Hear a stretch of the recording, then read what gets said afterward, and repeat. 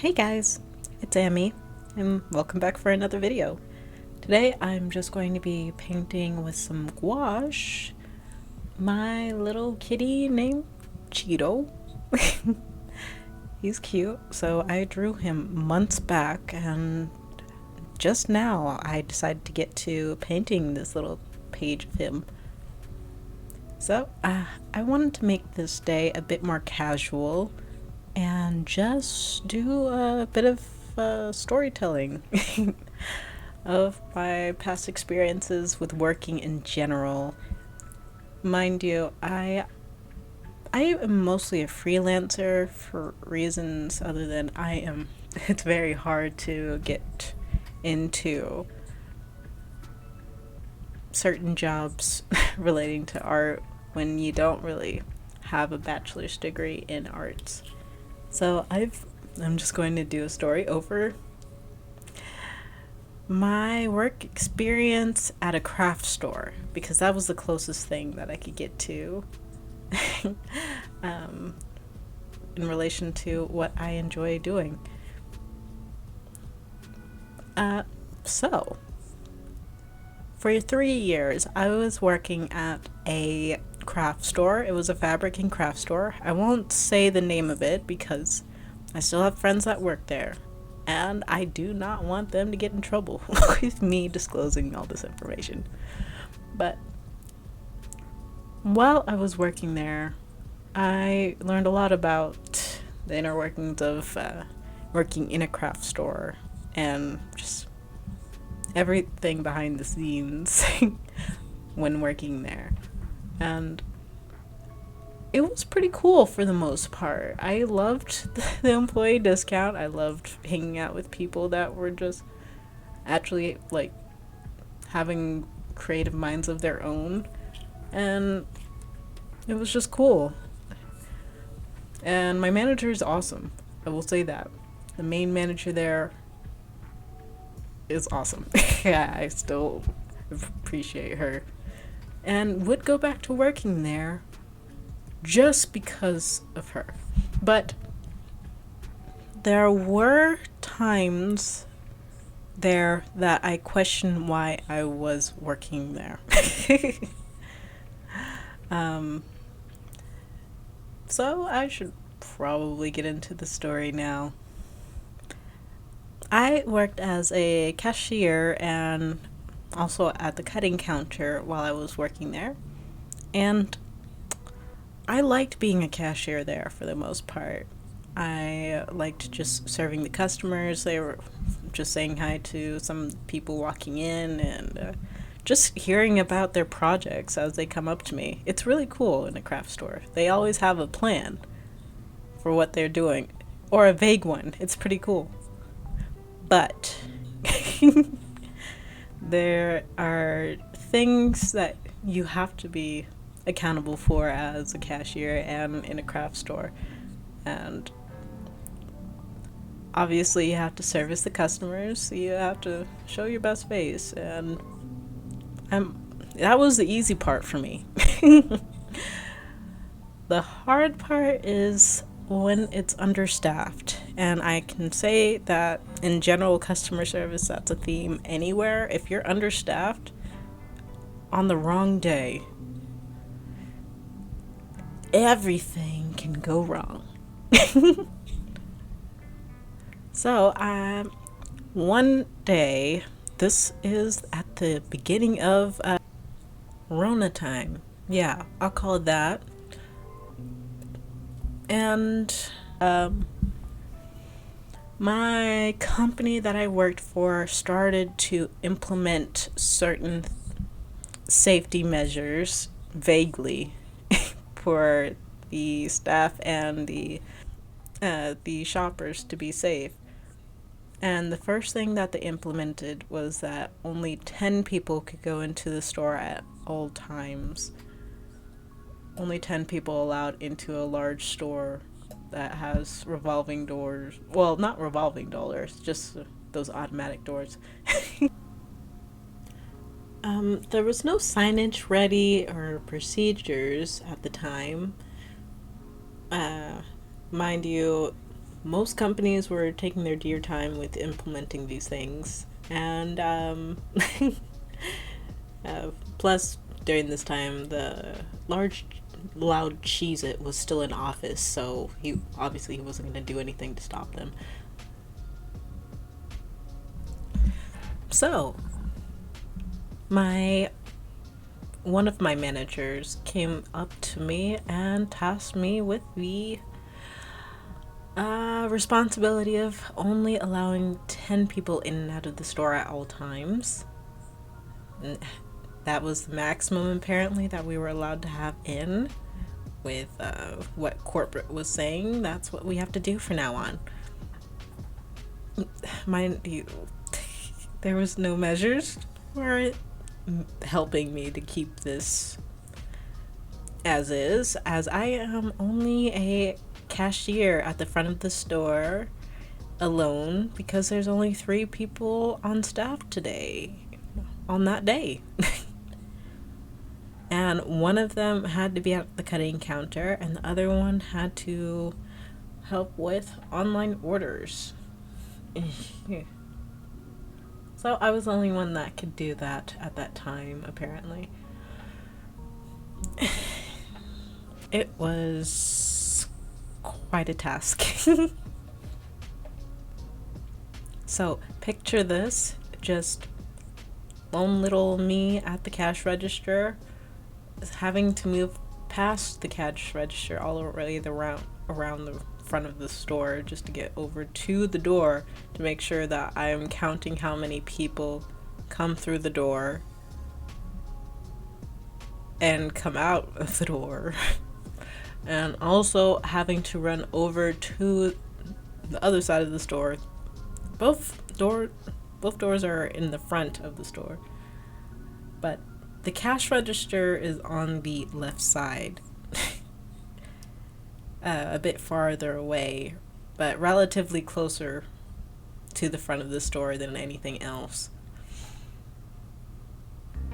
And I had to run in between there and in and out of the cash register's desk to make sure I'm able to obviously check people out and also make sure no one walks in. So there was just a line gathering outside of the door for a time, and I had to tell them every once in a while, like, you have to stay out for safety reasons. Also, this was also a time where no one was wearing masks, so what was the difference? Going on a tangent, it was a pandemic in America, and it was stupid. Also, let me say that this is a fabric and craft store. So people were starting to come here from miles away just to get fabric so that they could make masks for themselves, since the government wasn't providing them those at that time. Everyone was coming to our lone little fabric store from all over the state, and that's the day that I had to start only allowing 10 people into the store on my own at all times. So here we are. The first couple of weeks just looked dumb. I just felt like I looked dumb because no one was trying to stay safe at the time. But back to the situation. There's a line outside of the door. I have to run over to the register that's on the left side of the store to help the line that's forming over there in a large craft store, and then I'd have to run over to the front door to make sure I'm counting and keeping people outside until I finish with the people that are at the register. And let them know that they can walk in when the same amount of people that need to walk out have left already. Yeah, I hope I said that properly. But yeah, you get what I mean. I'm doing this alone, And I did that for a good week before they had any sort of like official looking papers written up for customers to see properly. But before that week was over, I was just like, no, I'm going to make some signs on my break real quick. Like, 10 people, that's it, get out. Anyways, not, I'm better at graphic design than that. Obviously, I made it a little bit better than that, but it did its job. Just a simple sign. At least, like, print something out real quick so that I don't have to inform them every time I walk over that that's a thing. Just having like flashbacks of the moment. Sorry. Just having several people yelling at you from across the room or in the right in front of you asking you what they should do is just it gave me anxiety. It gave me so much anxiety back then. And it still gives me anxiety thinking about how I got through that situation that whole time. It was horrible. And a lot of the situation could have been avoided just by just putting up proper signage and having a second person there doing the counting instead of me. And that's only me talking about the people that were being polite. There was also people that didn't want to wear masks once that was implemented. Only people with masks were allowed eventually, allowed into the store. And that was quite an interesting time too, seeing the temper tantrums of grown people in front of me. It was weird. And having to just deal with them and just give them a free mask. I mean, like, it's free. It's a free mask. It doesn't come with pinchers or anything. It's actually like kind of silky behind the ears, so I don't know what to do. Like, it's so strange. Like, I know that plenty of people that come to this store, it's a fabric and craft store, do Halloween stuff. And I know that plenty of them would wear a mask for Halloween.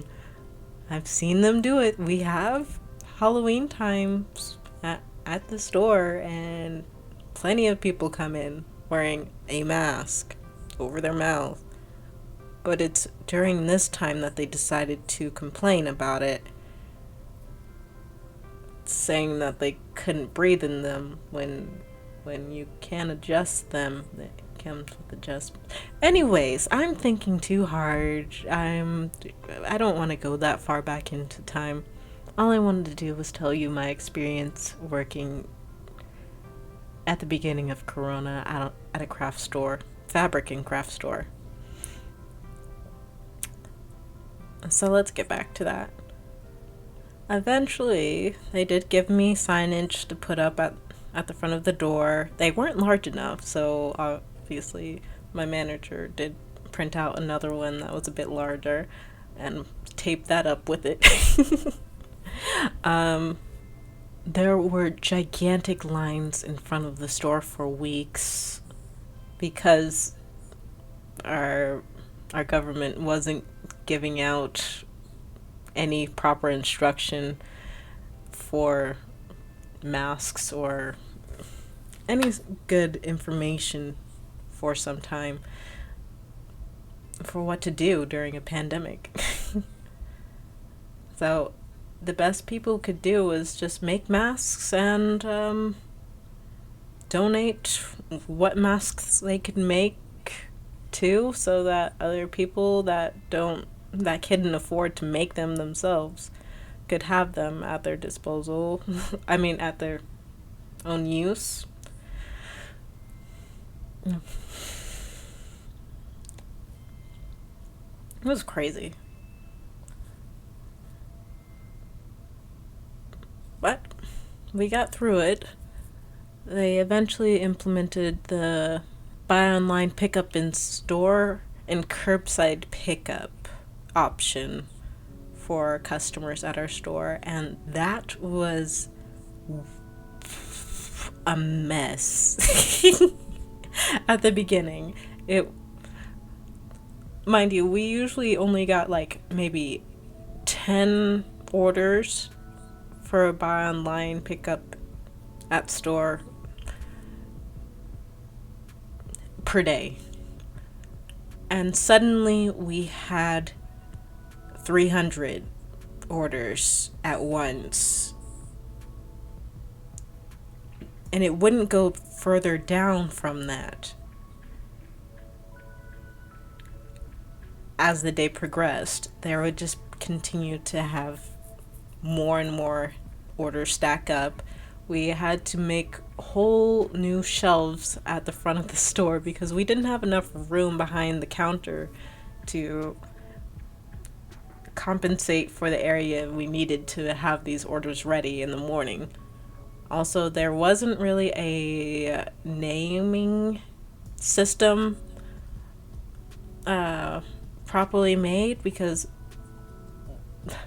there would be like several Sally Joes or John Smiths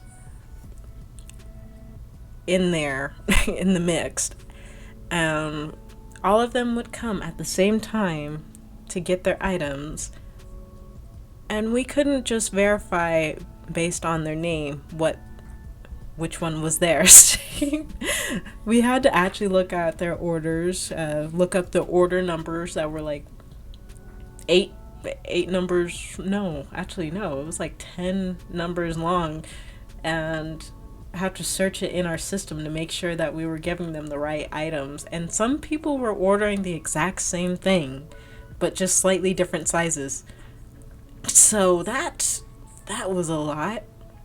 Too many people have the same name in this state. Oh my god.